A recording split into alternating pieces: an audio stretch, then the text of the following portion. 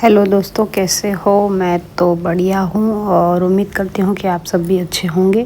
जैसे कि मैंने मेरे लास्ट ब्लॉग में बोला था कि हमें पूरे सोसाइटी वालों को शाम के 4:30-5 बजे के करीब सभी को मिलना है, क्योंकि ये अभी 6 बजे के करीब गणपति जी का विसर्जन का जो तैयारी था वो होना था। तो इसलिए हम सब लोग इकट्ठा हुए और बारी बारी से आरती करने के लिए हम सब रेडी हो चुके थे।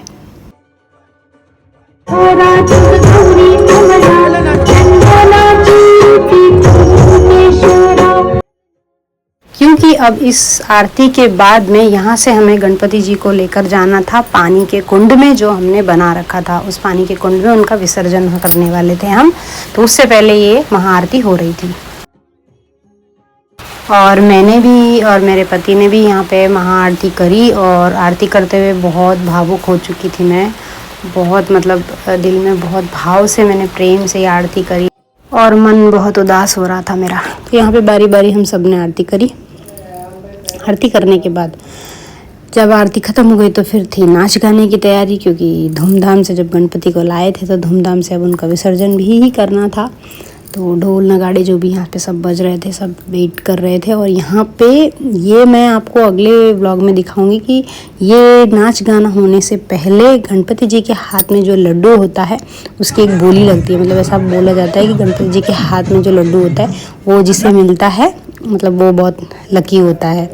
तो उसके बारे में मैं डिस्कशन जो भी है वो मेरे नेक्स्ट ब्लॉग में बताऊंगी। ये सिर्फ यहाँ पे निमज्जन जो गणपति जी का है उसके बारे में ही मैं बताऊंगी। फिलहाल मैं लड्डू का क्या हुआ, लड्डू कैसे मिला, लड्डू के लिए हमने क्या क्या किया, वो सब मैं मेरे नेक्स्ट ब्लॉग में दिखाऊंगी। तो नेक्स्ट ब्लॉग में आप बनिए रहिएगा मेरे साथ। फिलहाल इस ब्लॉग में तो अब ये है कि निमज्जन की तैयारी हो गई थी, आरती हो गई थी और यहाँ पे अब धूम धड़ाके से हम नाच रहे थे। तो देखो कैसे नाच रहे हैं हम। बहुत मज़ा आ रहा था, लेकिन जो भी था बहुत अच्छा लग रहा था। सुबह जो हमने येलो साड़ी जो मैंने पहनी थी उसमें तो आरती हो गया था, डांस हो गया था, फिर हम लोग घर चले गए थे। फिर जब हम शाम को फिर इकट्ठा हुए, फिर से हमने उस टाइम पे मैं सूट पहन कर आ गई थी ताकि थोड़ा नाचने में ईजी हो। और दिद दनादन हमारे डांस चल रहे थे। जैसा कि आप देख रहे हो बहुत अच्छे से हम लोग सब डांस कर रहे थे।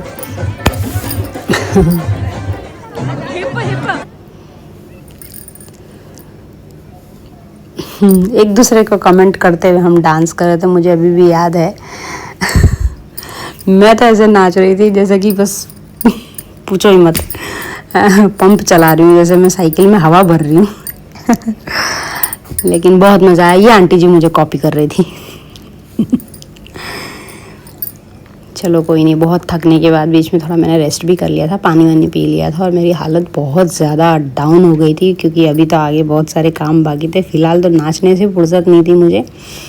और नाचने और गणपति जी की आरती के बीच जो लड्डू का प्रोग्राम हुआ था वो मैं आपको मेरे नेक्स्ट ब्लॉग में दिखाऊंगी। आप ज़रूर देखना, बहुत मज़ा आया था उसमें। वो एक सस्पेंस है लड्डू का। वैसे लड्डू के साथ मैंने जो डांस किया है वो मेरे शॉर्ट क्लिप में मैंने डाल दिया था, लेकिन उसके पहले क्या क्या हुआ था और लड्डू ले जाने के बाद क्या क्या हुआ वो मैं सब आपको अगले नेक्स्ट ब्लॉग में दिखाऊंगी। फिलहाल तो यहाँ मैं नागिन डांस कर रही हूँ और बीन भी बजा रही हूँ, जैसे कि देखो। सभी बहुत हंस रहे थे इस डांस को देखकर। और यहाँ पे था बच्चों का भी डांस था और कुछ भैया लोग थे वो अपने साउथ इंडियन स्टाइल में धनाधन डांस कर रहे थे। और इस डांस को देखकर ना मुझे अपने स्कूल टाइम की याद आ रही थी। जब हम स्कूल में पढ़ते थे तब जब भी गणपति का विसर्जन देखते थे या गणपति का कुछ भी प्रोग्राम हम अपनी सोसाइटी में देखते थे तो वहाँ पे यही डांस होता था, महिसम्मो महिसम्मा, इस टाइप का डांस होता था। और बहुत से गाने ऐसे थे जो मुझे भी आ नहीं रहे, लेकिन हम ऐसे डांस वो देखा करते थे। मन तो बहुत करता था करने का, लेकिन घर वाले अलाउड नहीं करते थे ऐसा डांस करने के लिए। लेकिन अब क्या है, अब तो हम शादीशुदा हैं, अब हमारे पति तो हमें कुछ बोलते नहीं। हमारी ससुराल साइड वाली फैमिली बहुत अच्छी है, बहुत फ्री माइंडेड है। तो वो तो मुझे इंकरेज करते हैं कि तुम जाओ डांस करो और फ्रीली रहो। तो भगवान की कृपा से मेरा ससुराल बहुत अच्छा है, जिस वजह से मुझे धूमधाम से जो मैं करना चाहूँ कर सकती हूँ, मुझे फुल छूट है। और यहाँ देखो,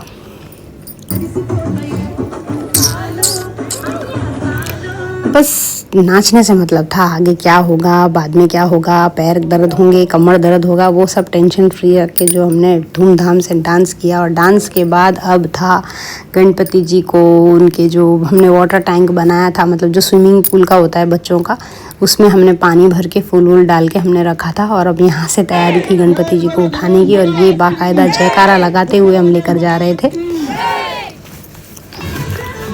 बस उस टाइम क्या ढोल नहीं था, बस यही था कि हम लोग मुँह से ही चिल्ला के जयकारे लगा रहे थे गणपति जी के कि गणपति बप्पा मोरिया, अगले बरस तू जल्दी आ। मन में मनोकामना लेकर गणपति जी को पानी का जो कुंड हमने बनाया था उसमें वहाँ पर बिठाया, और फिर बारी बारी फिर से आरती करने के लिए एक बार फिर से बोला गया, आरती की, और फिर जयकारे लगाने शुरू कर दिए।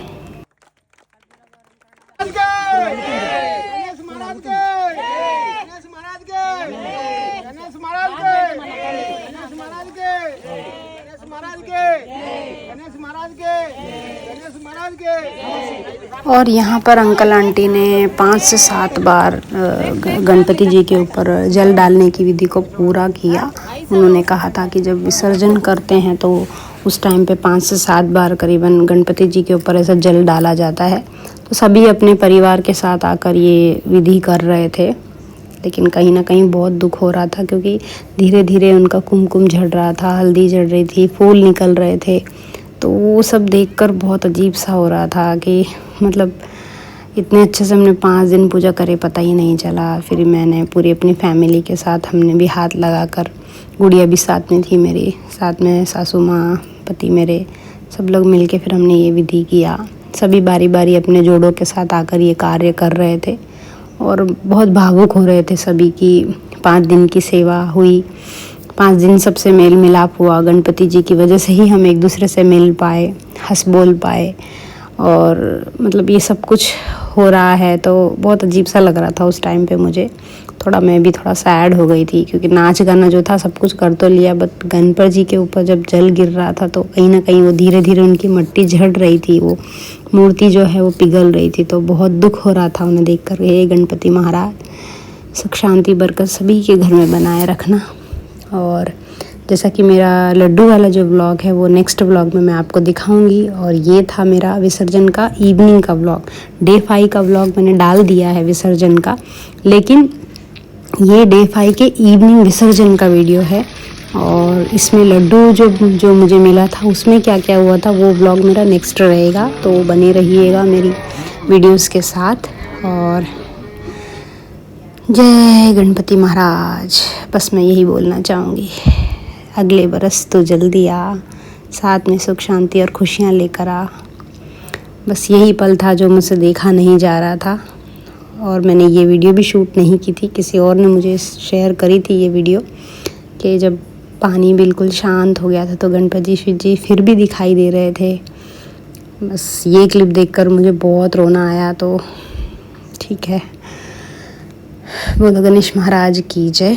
तो मिलते हैं मेरे नेक्स्ट व्लॉग में, बाय बाय।